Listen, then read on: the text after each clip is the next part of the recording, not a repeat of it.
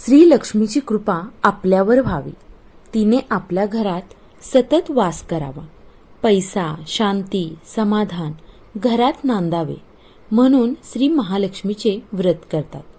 हे व्रत केल्याने मनातल्या सर्व इच्छा पूर्ण होतात. श्री महालक्ष्मीची अनेक नावे, अनेक रूपे आहेत. पार्वती, सिंधुकन्या, महालक्ष्मी, लक्ष्मी, राजलक्ष्मी, ग्रहलक्ष्मी, सावित्री, राधिका, रासेश्वरी, चंद्रा, गिरिजा, पद्मा, मालती, सुशीला अशा विविध नावांनी श्री महालक्ष्मी ओळखली जाते. अशा या सर्वानुभूती असलेल्या श्री महालक्ष्मीची ध्यानी घ्यावी अशी ही कहाणी आहे. द्वापार युगातली, आपल्या भारतातील सौराष्ट्र देशात घडलेली. तेथे एक राजा राज्य करीत होता. त्याचे नाव भद्रश्रवा. तो शूर होता, दयाळू होता, प्रजादक्ष होता. 4 वेद, 6 शास्त्रे, 18 पुराणे यांचे ज्ञान त्याला होते. अशा त्या राजाच्या राणीचं नाव होतं सुरतचंद्रिका. राणी रूपाने सुंदर होती, सुलक्षणी होती आणि पतिनिष्ठ होती. त्यांना एकूण 8 अपत्ये होती, 7 पुत्र आणि त्यांच्यानंतर झालेली एक कन्या. राजा राणीने कन्येचे नाव शांबाला ठेवले होते. एकदा देवीच्या मनात आले, आपण राजाच्या राजप्रसादी राहावे. त्याने राजा आणखी सुखी होईल, प्रजेलाही तो आणखी सुख देईल. गरीबाकडे राहिले तर सगळ्या संपत्तीचा तो एकटाच भोग घेईल. म्हणून देवीने एका म्हातारीचं रूप घेतलं. फाटकी वस्त्रे न्याली, आधारासाठी काठी घेतली आणि काठी टेकत टेकत ती राणीच्या महालाच्या दाराशी आली. तिला पाहताच एक दासी पुढे आली. तिने म्हातारीला विचारले, कोण ग बाई तू? कुठून आलीस? काय काम काढलंस? तुझं नाव काय? गाव काय? काय हवं तुला? म्हातारीचे रूप घेतलेली श्री महालक्ष्मी म्हणाली, माझं नाव कमलाबाई, द्वारकेला राहते मी. तुझ्या राणीला भेटायला आले. कुठे आहे ती? दासी म्हणाली, राणीसाहेब महालात आहेत. त्यांना सांगायला गेले तर त्या माझ्यावर रागवतील. तुला त्या कशा भेटतील? तुझा अवतार पाहून तुला त्या हाकलूनच देतील. तू इथेच थोडा वेळ आडोशाला थांब. म्हातारीला राग आला. ती संतापून म्हणाली, तुझी राणी गेल्या जन्मी एका वैश्याची पत्नी होती. तो वैश्य फार गरीब होता. त्यावरून त्या दोघांची नेहमी भांडणे होत. नवरा तिला मारहाण करी. ह्या त्रासाला कंटाळून एक दिवस ती घर सोडून गेली आणि जंगलात उपाशी तापाशी भटकू लागली. तिची ती अवस्था पाहून मला तिची दया आली. मी तिला ऐश्वर्य, सुख आणि संपत्ती देणाऱ्या श्री महालक्ष्मी व्रताची माहिती सांगितली. त्याप्रमाणे तिनं ते व्रत केले. तिच्या व्रताने महालक्ष्मी प्रसन्न झाली. तिचे दारिद्र्य संपले. तिचे घर संपत्ती समृद्धीनं भरलं. तिच्या जीवनात आनंद भरला. मृत्यूनंतर लक्ष्मी व्रत केल्यामुळे ती दोघे पतिपत्नी लक्ष्मी लोकात वैभवात राहिली. या जन्मी त्यांचा जन्म राजकुळात झाला आहे. देवीच्या कृपेने ती आता राणीपदावर बसली आहे. म्हातारीचे बोलणे ऐकून दासीच्या मनात जिज्ञासा निर्माण झाली. तिने म्हातारीला पाणी दिलं, नमस्कार केला आणि म्हणाली, मला सांगाल ते व्रत, मी करीन ते नेमाने. उतणार नाही, मातणार नाही, घेतला वसा टाकणार नाही.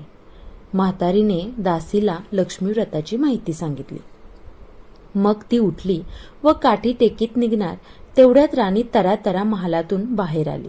फाटक्या वस्त्रातील म्हातारीला पाहताच ती संतापली आणि उर्मटपणे म्हणाली, कोण ग थेरडे तू? इथे कशाला आलीस? जा इथून. तिने पुढे होऊन म्हातारीला घालवून दिले. ती म्हातारी म्हणजे प्रत्यक्ष महालक्ष्मीच होती हे राणीला काही कळले नाही. राणीचा तो उर्मटपणा पाहून महालक्ष्मीने तिथे न थांबता स्वस्थानी जाण्याचे ठरवले. राणीचा महाल सोडून म्हातारी निघणार तोच एक मुलगी लगबगीने बाहेर आली. ती मुलगी होती राजकन्या शांबाला. तिने येऊन म्हातारीला नमस्कार केला. मी कळवळून म्हणाली, आजी रागावू नका, माझी आई चुकली, तिच्यासाठी मला क्षमा करा. मी तुमच्या पाया पडते. राजकन्येचे ते बोलणे ऐकून श्री महालक्ष्मीला तिची दया आली.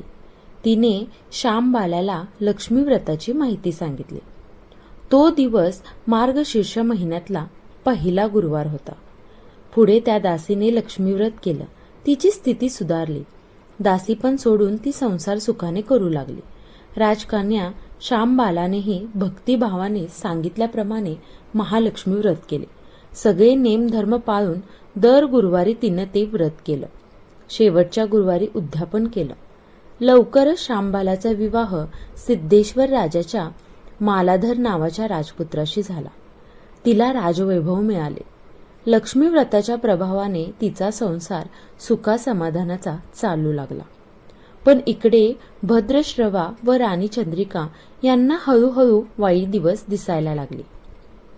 त्यांचं राज्य गेलं. त्यांचे सगळे वैभव ऐश्वर्य लयाला गेलं. चंद्रिका राणी होती, ती स्थिती आता बदलली. अन्न पाण्यालाही ती महाग झाली. भद्रश्रवाला फार वाईट वाटे, पण तो तरी करणार काय? एक एक दिवस चिंतेने उगवत होता तसाच मावळत होता. एक दिवस भद्रश्रवाला वाटलं मुलीकडे जावं, तिला पाहावं आणि 4-8 दिवस तिच्याकडे राहावं. त्याप्रमाणे तो जावयाच्या राज्यात आला.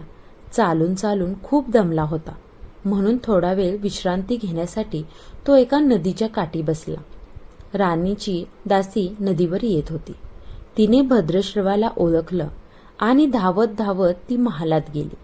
राजाला बातमी सांगितली. श्यामबालालाही ते समजले. श्यामबाला आणि मालाधाराने रथ पाठवून भद्रश्रवाला मोठ्या मान सन्मानाने राजवाड्यात आणलं आणि त्याचा आदर सत्कार केला. काही दिवस जावयाचा आणि मुलीचा पाहुणचार घेत भद्रश्रवा राजवाड्यात राहिला. आता परत जायचे विचार त्याच्या मनात घोळू लागले. जावयाला त्याने तसं सांगितलं आणि जावयाने संमती दिली. भद्रश्रवा परत जायला निघाला. तेव्हा श्यामबालाने एक हंडा भरून धन पित्याला दिलं. तो हंडा घेऊन भद्रश्रवा घरी आला. मुलीने धनाने भरलेला हंडा दिला आहे हे ऐकून सुरतचंद्रिकेचा आनंद गगनात मावेना. घाईघाईने तिने हंड्यावरचे झाकण काढलं. आत पाहिते तर काय, हंड्यात धन हे नव्हतंच. होते ते फक्त कोळसे. महालक्ष्मीच्या अवकृपेने हंड्यातल्या धनाचे कोळसे झाले होते. चंद्रिकेने कपाळावर हात मारून घेतला. भद्रश्रवा हा चमत्कार पाहून चकित झाला होता. दुःखाचे दिवस काही केल्या संपत नव्हते. दारिद्र्याचे भोग सुटत नव्हते. सुरतचंद्रिकेला एक एक दिवस काढताना जीव मेटाकुटीला येत होता. एक दिवस सुरतचंद्रिकेच्या मनातही लेकीच्या भेटीची इच्छा निर्माण झाली. त्याप्रमाणे ती लेकीच्या घरी जाण्यासाठी निघाली. तो दिवस होता मार्गशीर्ष महिन्यातला शेवटचा गुरुवार. सुरतचंद्रिका लेकीच्या घरी पोहोचली तेव्हा श्यामबाला व्रताचे उद्यापन करीत होती. श्यामबालाने आईकडूनही महालक्ष्मी व्रत करवून घेतलं. 4 दिवस मुलीकडे राहून सुरतचंद्रिका परत आपल्या गावात आली. लक्ष्मी व्रत केल्यामुळे काही दिवसातच त्यांना त्यांचे पूर्वीचे वैभव हे परत मिळालं. राज्यप्राप्ती झाली.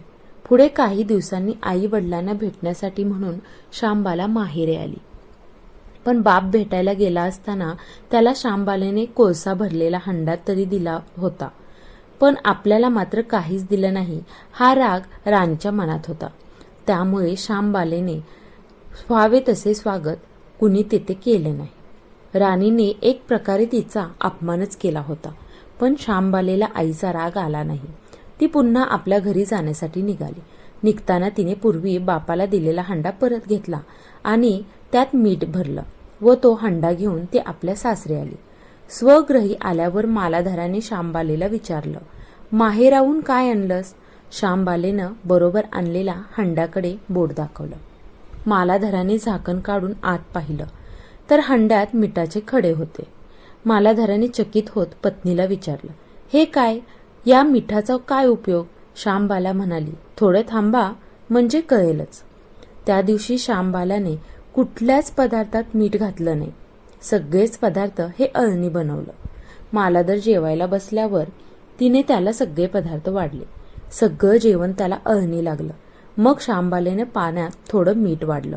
अन्न पदार्थात ते मिसळताच बेचव अन्नाला चव आली.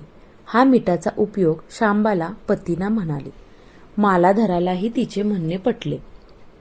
थोडक्यात जे कुणी हे महालक्ष्मी व्रत श्रद्धेनं मनोभावे करील त्यांना श्री महालक्ष्मी प्रसन्न होऊन त्यांच्यावर तिची कृपा होईल. पण श्रीमंती आल्यावर सुद्धा माणसाने उतू नये, मातू नये. नित्य नियमानं हे श्री महालक्ष्मी व्रत करावं. देवीचे मनन चिंतन करावं. म्हणजे देवी सदैव तुमच्या पाठीशी उभी राहील, तुमची मनोकामना पूर्ण करेल. महालक्ष्मीची ही कथा कहाणी गुरुवारची सुफळ संपूर्ण. ओम महालक्ष्मी नमः. ओम शांती शांती शांती.